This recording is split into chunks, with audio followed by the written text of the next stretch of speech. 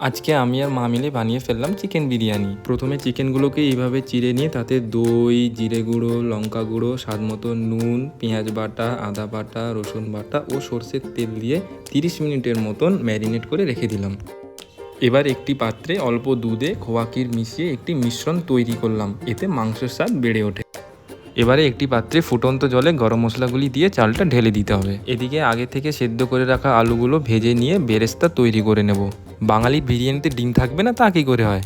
চলো এবার বিরিয়ানির মাংসটা বানিয়ে ফেলি। মাংসটা প্রায় হয়ে এসেছে। এতে খোয়া ক্ষীর মেশানো দুধের মিশ্রণ ও বিরিয়ানি মশলাটা দিয়ে দিলাম। বন্ধুরা, মিঠা হাতর দিতে বলো না কিন্তু। হঠাৎ মেঘ কালো হয়ে মন্থায় এলো বুঝি।